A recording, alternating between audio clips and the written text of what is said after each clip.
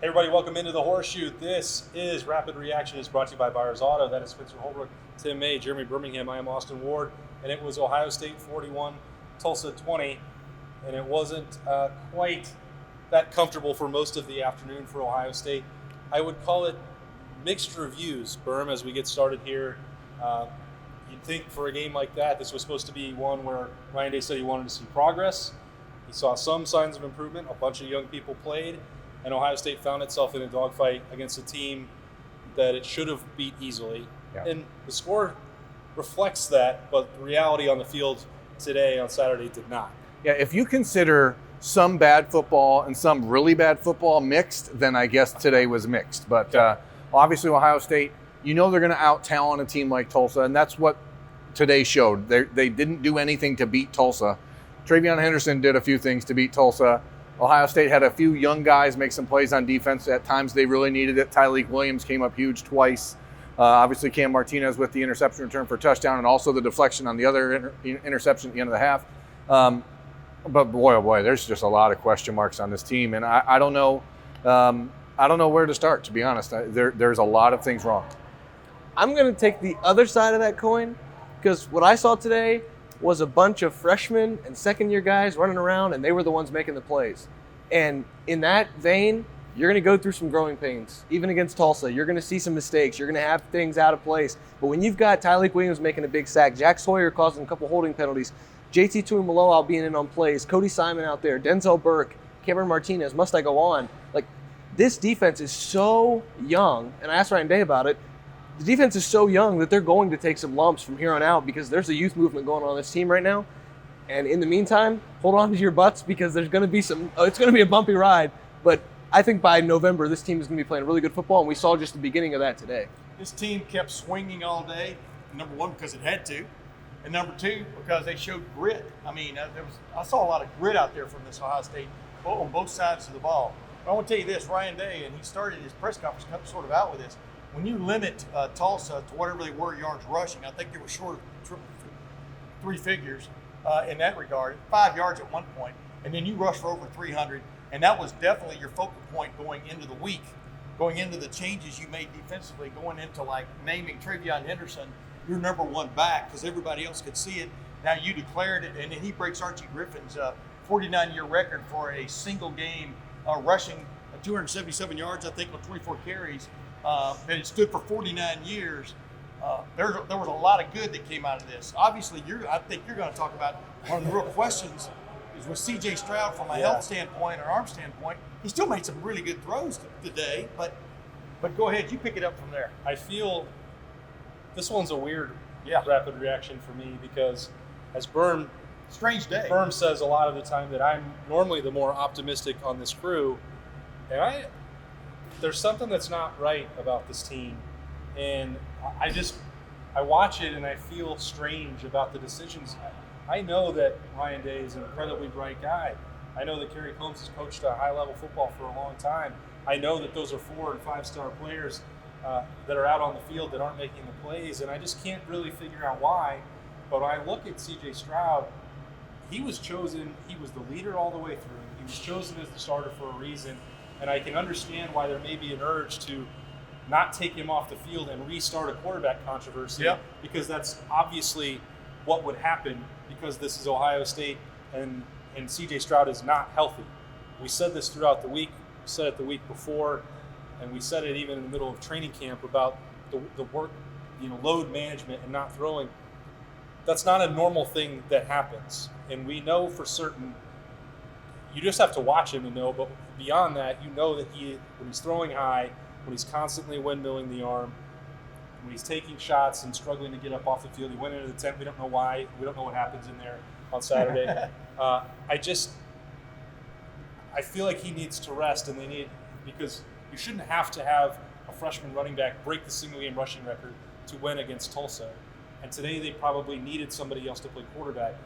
This is not me saying, we talked about it on practice report over the week, Tim, that C.J. Stroud is not getting it done and isn't the future on offense. I believe that he is, and he showed that over the previous 10 months. But as we sit here right now, he is not 100%, And Ohio State's offense wasn't 100% Yeah. because of that. But I'm telling you, this was a great test for this football team. For one thing, Tulsa, I think, is. I warn people all week. This is a more talented team than 0-2. I'm talking about the way they play, the different things they throw at you defensively, and that offensive line finally got to figure out. DeJuan Jones. Not going any farther without saying DeJuan Jones had a hell of a day. Just watch the video, ladies and gentlemen. It's hard to miss a redwood tree just falling over, and knocking people over. And then number two, offensively, they did such a variety of things to give a still young, learning, revamped, right, defense problems. I thought the defense kind of figured things out as the game went on. Then they had that one big gaffe that gave them that little post cut for a touchdown late, and you kind of go, oh my goodness, But that's going to happen with young players.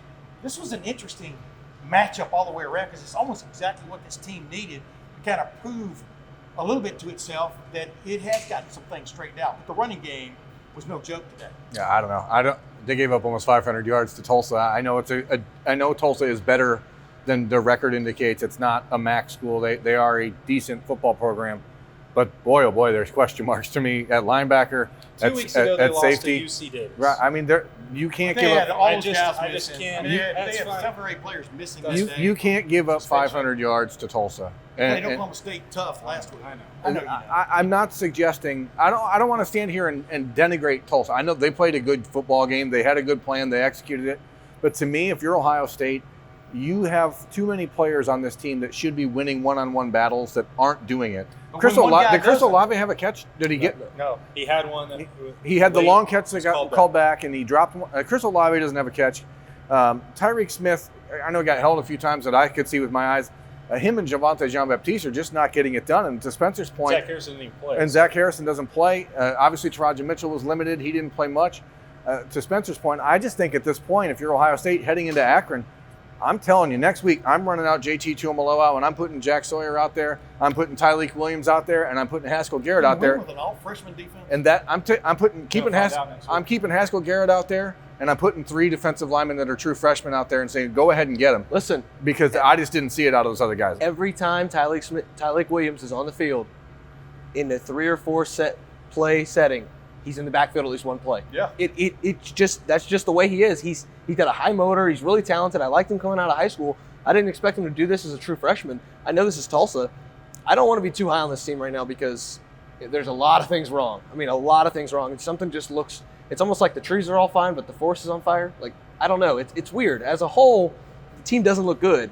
Individually, I'm picking out a bunch of guys that You're look. rubbing off Wait, on wait. him, by the way. You can't see the fire for the trees. Yeah, you see I the mean, forest fire for the trees. but that- That's what you tried to say there. I can't. I'm not wrong there. Like, there Or are smoke. individual pieces that look really, really good on this team. DeJuan Jones, I just named all those defensive guys. Garrett Wilson continues to play well. Travion Henderson, Jackson Smith-Njigba looks good.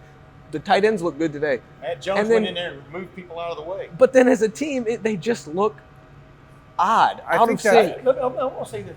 I'm telling you, though, it is interesting to watch guys sort of come of age. Kim Martinez, they found a way to play Kim Martinez to his strength. That's why I give it up to them when they went into their deep dive defensively.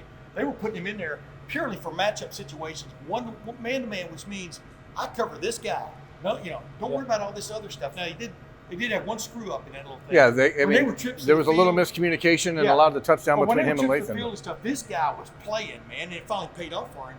That's where I saw growth today on both sides of the field in certain ways, and definitely the questions about C.J. Stroud shoulder, I think, are legit. I think the problem is that keeps Kyle McCord off the field because the game is closer than it should be. And at some point this season, Ohio State is going to need the backup quarterback. That is clearer more today than ever. And I don't know if I would have.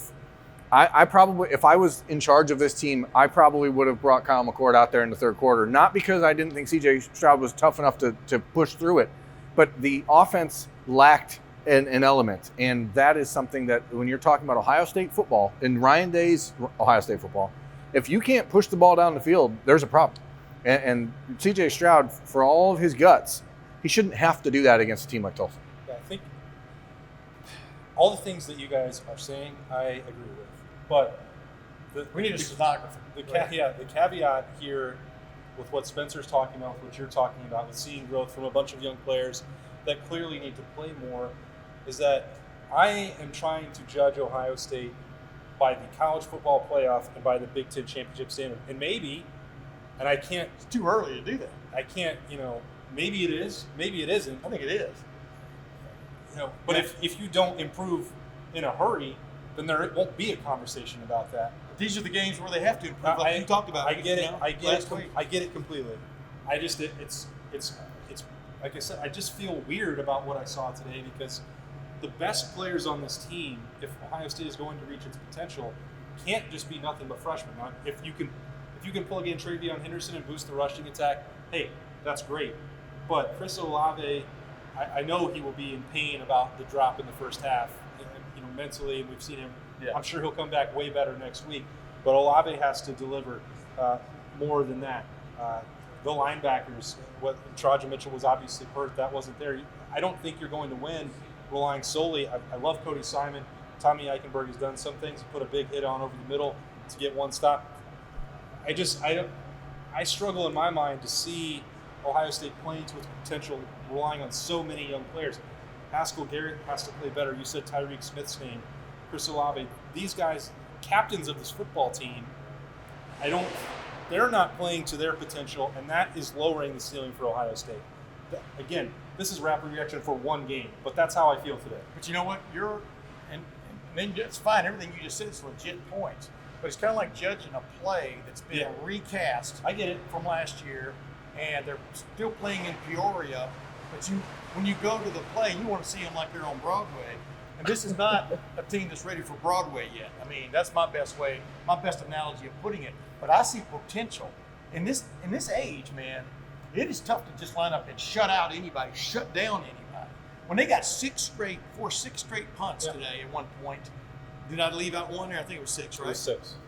That was progress, I mean, in my opinion. And then they gave up a couple of just easy plays, and you kind of go, all right, boy, that's why Ryan Day doesn't sleep probably well on Saturday nights. They were on Broadway last week and completely forgot the lines. Well, so the analogy was not ready for Broadway. Here's the bottom line is I don't know, but here's the deal: if your lead actor, if your lead has a sore throat and can't sing, at some point you need to be really. He sings sometimes really well. You need to be willing and able to put in the understudy. Hey, I'll get us back on the rails. Austin has left the building. I'll get us back on the rails a little bit. Like, the bottom line is, Al Washington said it. I heard Bobby Carpenter say it. The standard is the standard at Ohio State. And we're talking about progress. We're talking about things that they need to do to get better. No, you have to be at that level every single game because that's what the standard is here. It's a hard standard to meet. This team right now doesn't look like it's meeting that standard. The veterans aren't. I think the freshmen are topping out on what they can do right now. I don't think it gets better than what we saw from those freshmen today because they're going to continue to get better, but I don't think this team can get better relying on, like you said. But the standard is their standard for a reason, and this team is not reaching it right now.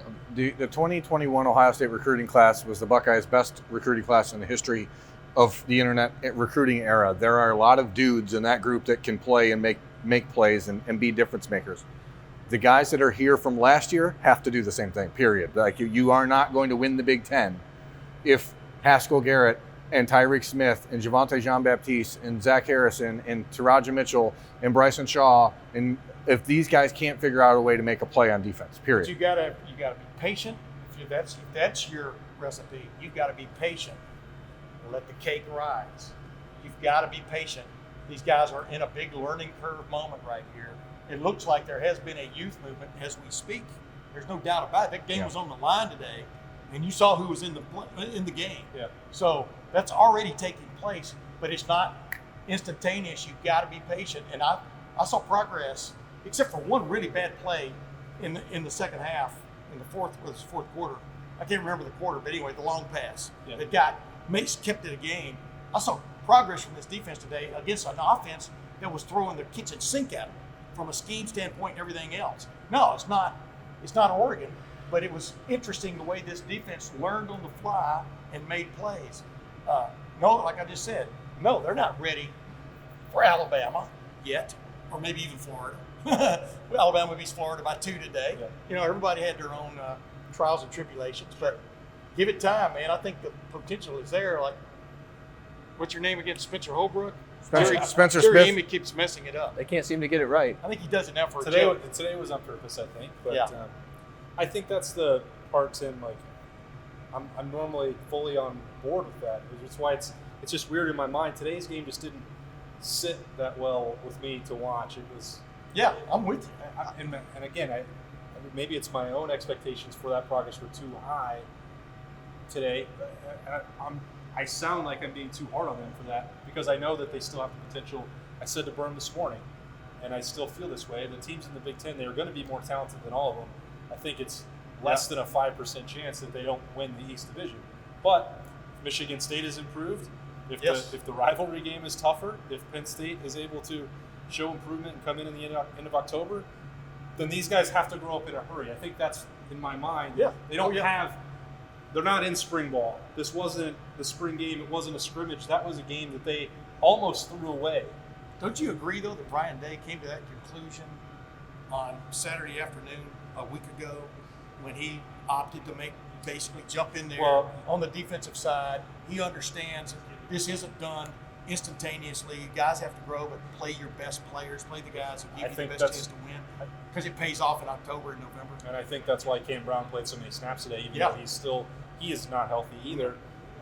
Huge brace on his knee. He was actually wearing it and limping around on Wednesday after practice. That's getting off the rails. He was a warrior today. My takeaway, the number one takeaway for me, there should never be an Ohio State running back rotation for the next 3 years. That's about all I can say. Well, Travion Henderson is legit. This world we're in right now is just so foreign. Like, Mayan Williams doesn't get a carry today. We have no idea why. No. I mean, there's just it seems like every week something just weird is happening, and I don't know if it's name, image, and likeness era. I don't know if it's COVID era. Banks played today. Seven Banks played pretty well when he got a chance to come in there, and good for him. He can work himself back in the rotation. Bryson Shaw, still the one deep safety. You know, we talk all week about all the changes that are coming. But they went to two deep safety a lot today. But Ryan Watt still doesn't play back there. Court Williams got one snap. He was on a kick return. There's just a lot of guys that I'm just like, what is going on to keep them? And everyone who's watched me in the last year knows Travion Henderson is the best running back on this team and was before he got here.